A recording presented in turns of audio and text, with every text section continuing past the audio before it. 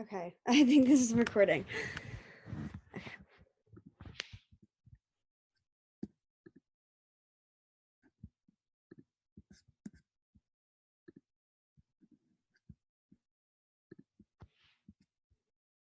All right, let's get into it.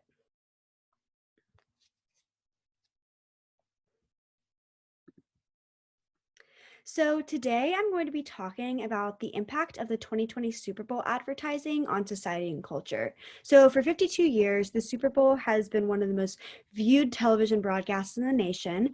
And now a lot of it has to do with advertising. So the Super Bowl and the NFL are some of the most important media platforms in all of sports and television. So today I'll be talking about how advertisers reinforce capitalism to ensure that we are blind to the injustices caused by it, how they use pseudo individualism to reinforce an idea of class separation, and how the reputation of the Super Bowl commercials legitimizes the products of these companies.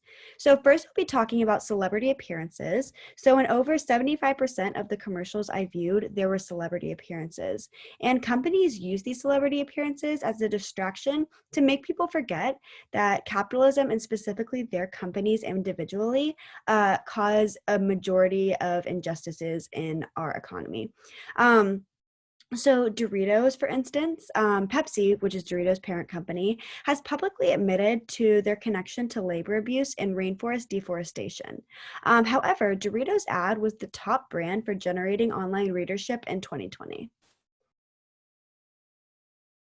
So simple celebrity appearances make people forget about all of these injustices that are happening, not only through capitalism, but through these companies individually. So we can see this in the Amazon Alexa commercials and a plethora of other companies that use these tactics to legitimize themselves in a way. So next, we're going to talk about pseudo-individualism and how it reestablishes a dominant ideology of separation of class. So we can especially see this in high-end car commercials, which market specifically to very, very wealthy people and don't try to hide it. So they use pseudo-individualism in this case to make people want to buy their product. We can see this in the Genesis commercial, where two prominent celebrities who are quote unquote redefining luxury are depicted in a place that seems very wealthy. The wealth is reinforced through the clothing, houses, and food depicted, and it's convincing the audience that they can be a part of this exclusive and high class lifestyle if you buy their product. And we can also see this in the Porsche commercial, where the cars seem like if you drive it, you're in an action movie, and it shows young, fast people, and it convinces their predominantly wealthy audience to buy their products so they too can be young and fast and cool. So next, we're going to talk about how large corporations convince their audience that simply because they can afford a Super Bowl commercial, that their product is legitimate, especially a commercial that's clearly very expensive. It kind of legitimizes their product in a weird way. I mean, all the money that they put into it makes people think that they have a good product. So we can see this in the Amazon Alexa commercial, where there are 8 complex venues and 2 international celebrities depicted. Now, this obviously is not cheap at all. And later, Amazon Alexa commercial was recognized for the effectiveness of their advertisement to grab media attention, although they weren't actually advertising their product, they were advertising the money that they have. So we can also see this in the Tide Pods commercial, where they incorporated multiple sections of the commercial that are played throughout the Super Bowl. So the media recognition and the obvious and general affluence of these companies shows the economy of the elite and how they influence the audience, that because their successful economy, their product is trustworthy. So next, we're going to talk about representations of race in the Super Bowl commercials. So a trend I noticed was that most actors in the commercial were white men. And in this photo, it makes it seem like the actors were diverse, but through my research, I realized that this is actually really not the truth.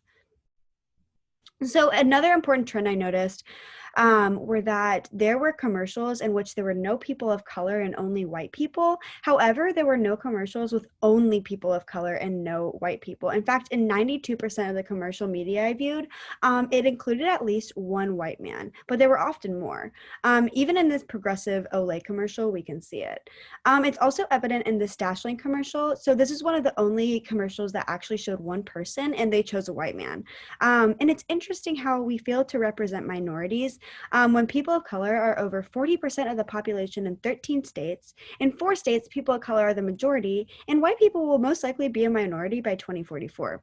So, in conclusion, the Super Bowl has generated billions of dollars worth of advertisements, and it's very important to kind of critique these advertisements and talk about how they're actually affecting people and how they contribute to harmful parts of our society.